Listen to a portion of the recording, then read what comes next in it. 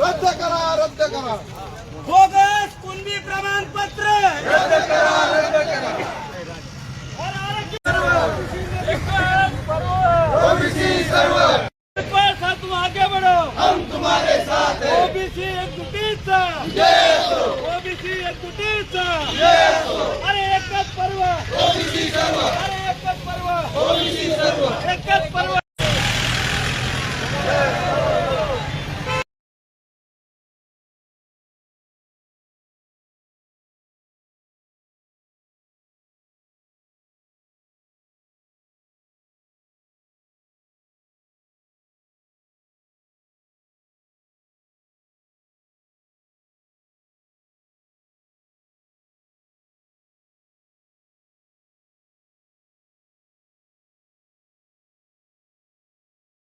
झुंडशाहीच्या जोरावर तुम्ही पाहिलं असेल, संविधानाने सगळ्याला अधिकार दिलेला आहे आंदोलन करायचा, उपोषण करायचा, निदर्शने करायचा.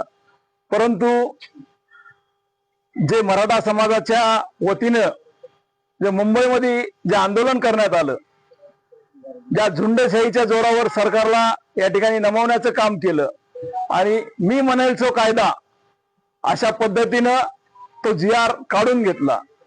निश्चितच सर्वप्रथम मी या सरकारचा जाहीर निषेध करतो.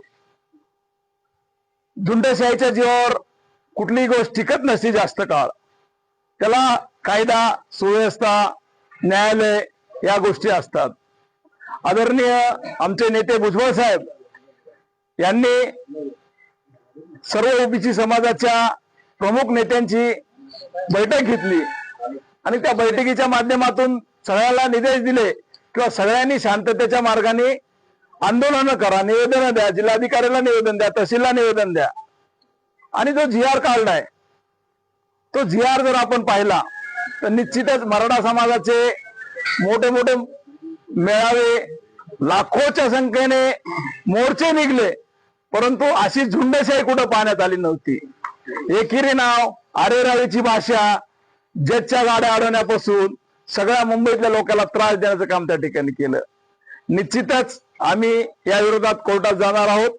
आदरणीय भुजबळ साहेब आज किंवा उद्या कोर्टात जाऊन जे हैदराबाद गॅजेट लागू केलेलं आहे त्या गॅजेटला स्थगिती देण्याचं काम समता परिषदेच्या माध्यमातून आणि ओबीसी समाजाच्या माध्यमातून जाहीर करणार आहे.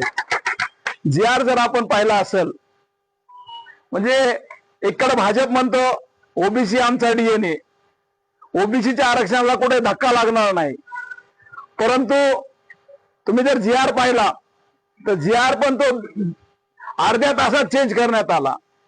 त्यातले काय वर्डिंग चेंज करण्यात आले आणि 4 लाईन जर आपण खालच्या पाहिल्या तर एखाद्या गावात सर्टिफिकेट एक निघलं तर त्याच्या आधारे किंवा हा माझा नातेवाईक, हा माझा नातेवाईक त्याने सर्टिफिकेट देत गेला किंवा शपथपत्र दिले तर ते अख्खं गाव कुणबी होणार.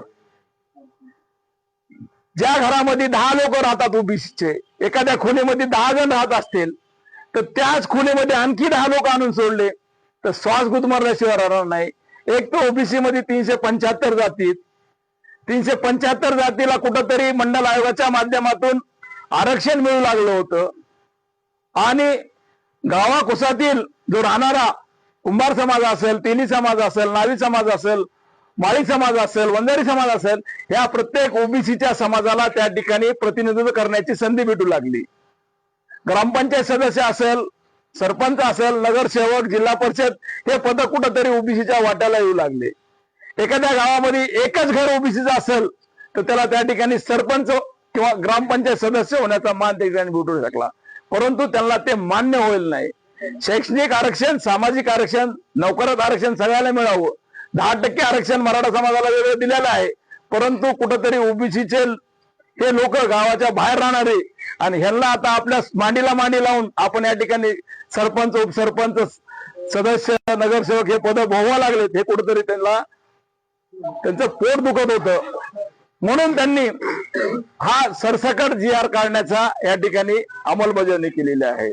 आपण पाहिलं बीड मध्ये देखील हे आपले बीडचे 4 आमदार ते भेटायला गेले.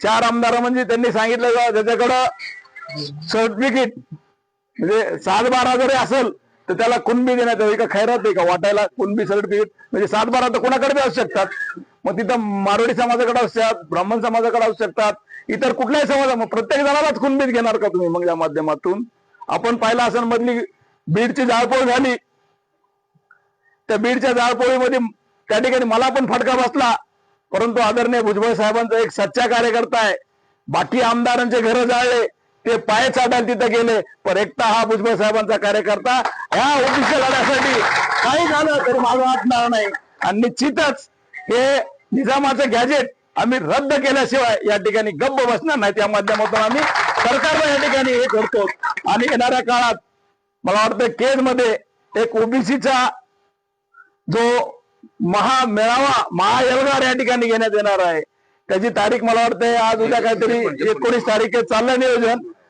ते झाल्यानंतर तमाम केज तालुक्यातील नाही तर जिल्ह्यातील सर्व ओबीसी बांधवांनी या महाएल्गार सभेसाठी आपण या ठिकाणी उपस्थित राहावं आणि या GR ला कडकडून आपल्याला विरोध केल्याशिवाय पर्याय नाही आता आपण शांत बसलो तर येणारी पिढी आम्हाला माफ करणार नाही या ठिकाणी मी सांगतो ठीक आहे ना न्यायालयात जाण्याचा अधिकार आहे त्यांनी ज्या पद्धतीने आज भाषा वापरतात तुमच्या मीडियाच्या माध्यमातून आम्ही ऐकलं 17 तारखेपर्यंत जर लागू नाही केला तर एकाही मंत्र्याला मी मतदारसंघात ना गावात फिरून देणार ही का जहागिरी का जशा गावबंद्या केल्या आदरणीय भुजबळ साहेब बळले आणि त्या गावबंद्या उठवल्या तसं आदरणीय भुजबळ साहेब आज रस्त्यावरून लढतील आणि ह्याला प्रत्युत्तर देतील मी खोडून लिहिलेलं आहे आणि त्याच्यावर बोगस त्यांनी चालू केलेलं आहे प्रमाणपत्र देण्याचं या माध्यमातून मी इथं तमाम जमलेल्या माझ्या सर्व ओबीसी बांधवांना एक सांगू इच्छितो किंवा कुठं घडत असेल आणि बोगस सर्टिफिकेट निघत असतील कुठं